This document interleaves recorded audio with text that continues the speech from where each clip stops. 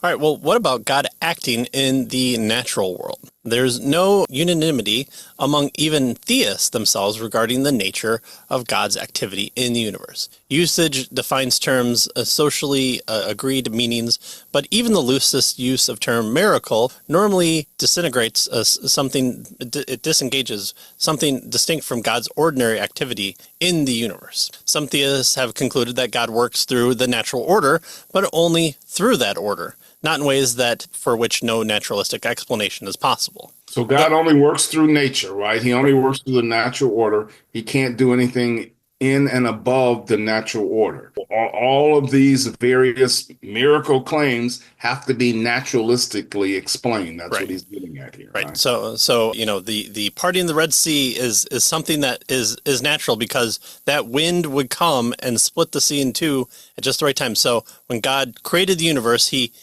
just spun the universe just a little bit more that would cause that wind to split the Red Sea into two. And so that's where it comes into play. But he definitely didn't have a hand in it, literally. They thus think that miracles outside the norm of nature's regularity that God established would be unlikely, inconsistent with God's normal working. The conclusion is not a necessary corollary of the evidence, however. So, if it sounds too ridiculous, even for, your most skeptical atheist to say, well, that seems a little bit more extreme than just God entering into creation and doing a thing. So maybe that should give us pause at least. So what is his point here? Well, he tells us that his point is that Scripture is more interested in divine acts than in whether particular instances violate nature, right? Yet he tells us, and many Christians have unwittingly accepted definitions of miracles as violations of nature, right, ultimately from Humean philosophy.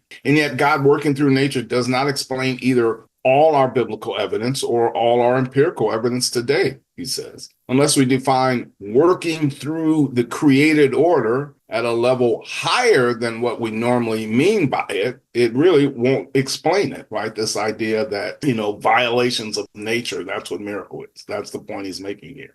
That doesn't work for all the things that we see. And so this is a possible way of describing miracles, but that is violation definition. But it is simply a matter of changing the definition and not excluding the phenomenon. He ends by saying whatever terms we use to define the case, right?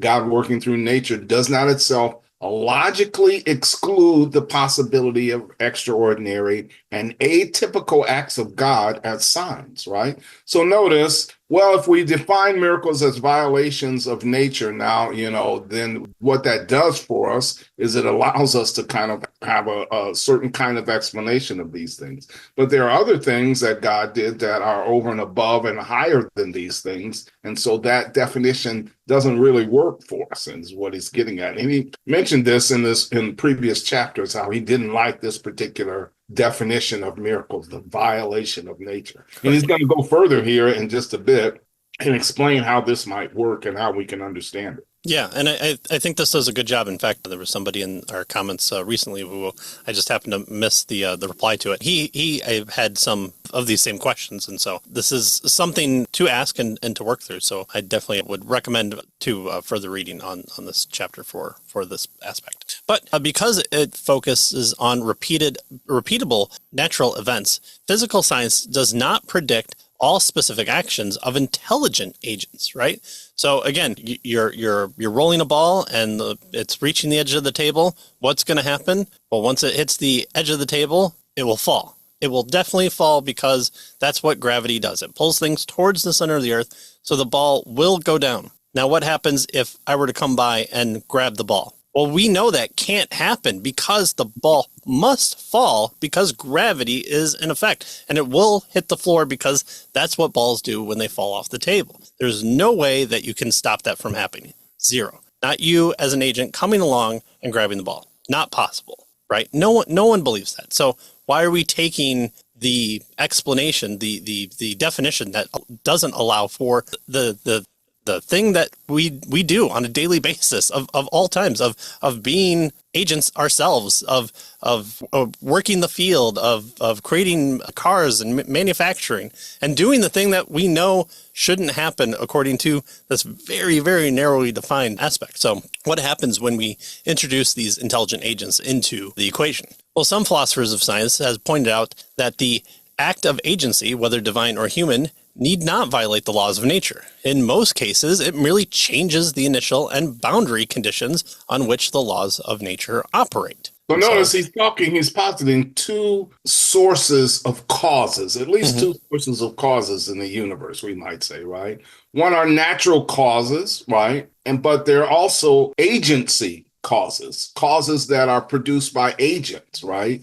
And he suggests that, yeah, there are natural causes, but that doesn't exhaust all of the idea of what causes are. There are agent causes. There are intelligent agents that allow for causality as well. And who even use natural means to carry that out. Natural being, whatever solely apart from that agent is used to do something. So, you're throwing one rock at another rock that causes the rock that's just sitting there minding its own business to move. Well, there's a naturalistic explanation: is another rock was hurled at another rock by an intelligent agent, right? So you're utilizing nature, or you are going over and picking up and throwing the rock. So there's two explanations for events that happen outside the natural normal flow of what we see.